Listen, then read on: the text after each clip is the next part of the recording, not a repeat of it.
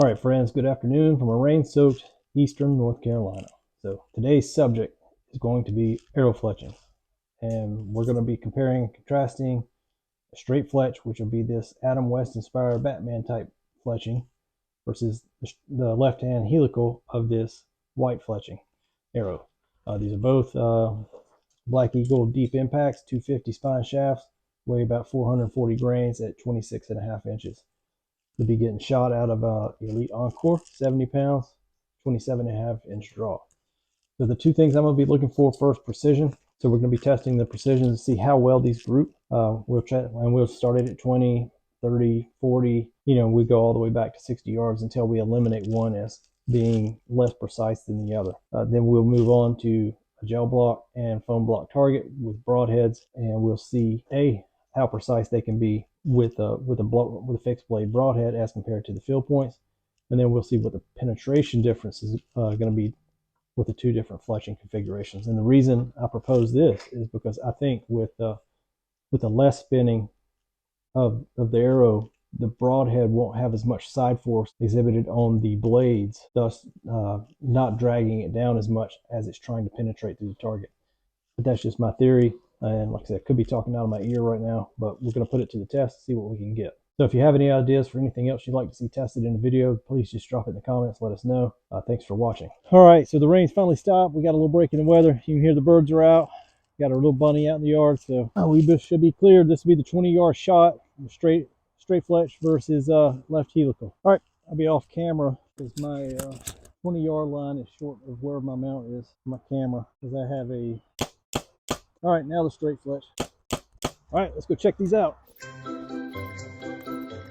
Looks like the slight, looks like the slight favor may be to the left-hand helical, but pretty good results. I mean, again, this is 20 yards, so we'll do this a couple times and then we'll back it up.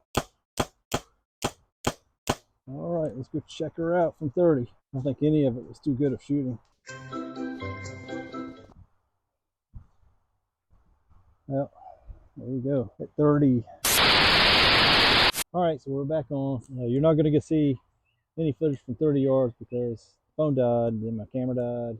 And anyway, so I had to change it up a little bit. Just about 40 arrows in, so I'm starting to get to the point where my groups are starting to break up a little bit. So I'm going to aim for the center of the target this time. From 40 yards, go down, measure a group, and I'm not going to do the walk down because I'm taking up too much time on the camera. So you'll get to see me shoot a group. I'll take a measurement, shoot another group, take a measurement, and then we'll get it knocked out. Right now, slightly in favor of the left-hand helical. But all right, so I left these arrows in the target. Since the straight fletchings were hitting left of center, I left them in the target so we could kind of get a visual reference on how much separation there are between these arrows. And what I've noticed consistently through all these shots at 20, 30, 40 yards is I tend to have two that group really well together and then one flyer. And it didn't matter which group arrows it was, just the way I did it. But you can look, there's a few flyers here and there, but for the most part, they group together, even out to 40 yards. Numerically, I'll say the favor is probably slightly to the left-hand helicals.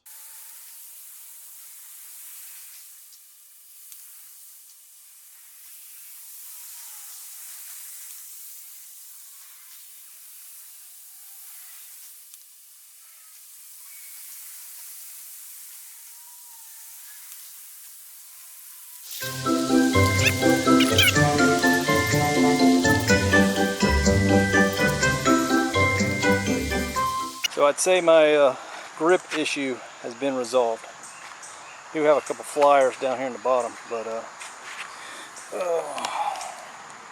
we go.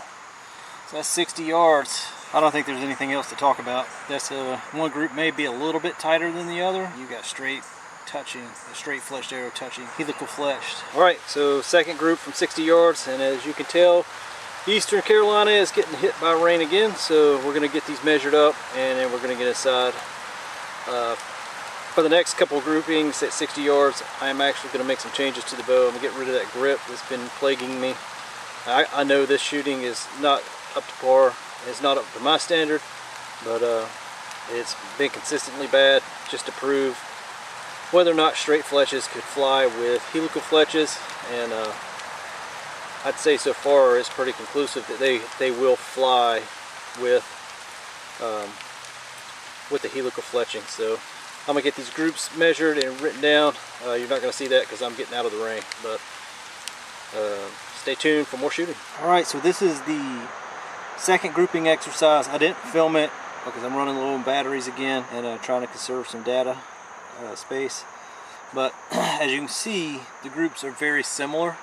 I'll get them measured, and I'm gonna show y'all how I've been doing that. So easiest way to do that will be with these the first 3 arrows here that are inside.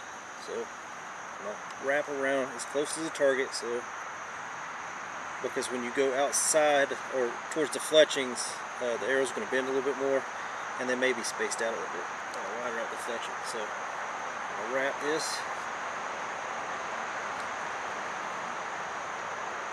and then when I make that connection, connecting that loop, that's my stopping point. So that's how wide the group is. And I put it on the tape measure.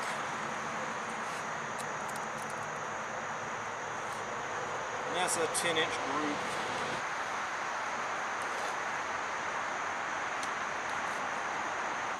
$11 1/8.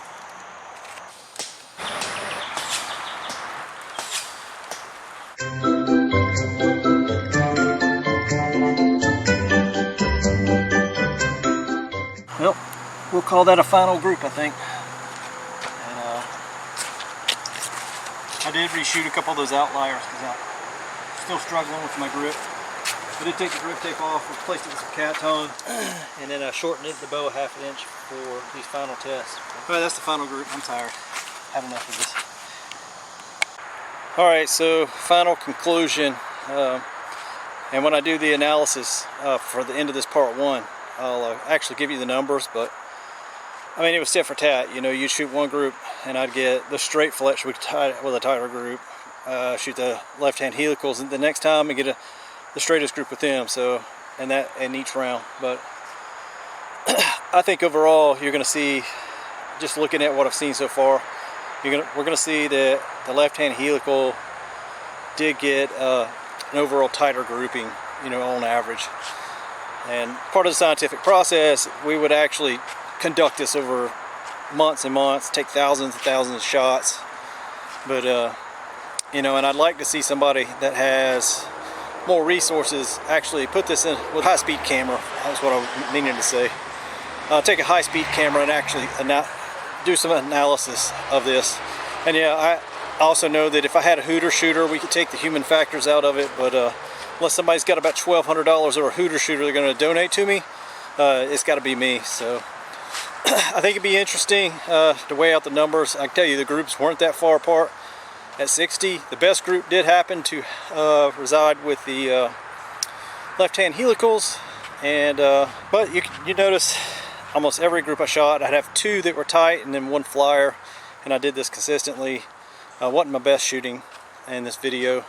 I was fighting some grip issues. That lizard skin or lizard tongue or whatever it is, that stuff was miserable out here in the rain, or out here in the rain and humidity rather. But I ended up taking it off, and I replaced it with a cat's tongue that I bought off Amazon, and I shortened the bow a ½ inch to see if it would help out a little bit with the grip issues. And these last 2 groups you saw, I did work my way through the grip issues and tighten those groups back down. You know, it can get a little bit better, but took a couple weeks off and just getting back into it. This kind of crap conditions out here with all this humidity and rain. So, but that's my final conclusion as far as without analytics or actually breaking down the averages. But from what I've seen, the arrows are flying good. I'd like to see the video, and see what I think. But overall, I think they're flying pretty. The straight fletchings are flying good. I think you wouldn't go. So far, you wouldn't go wrong. I'm looking forward to seeing what they do with broadheads, because that's going to be the final tally on whether or not a straight fletch can shoot with a helical. You put a fixed blade broadhead on the front of it. If it won't shoot, then it doesn't need to be on your bow. But we'll find out later. All right, just to clarify how we tested. So for each yardage, we did 3 rounds, and each 3-round group, or each each round consisted of 3 arrows per round to establish a group. At 20 yards we did 3 groups.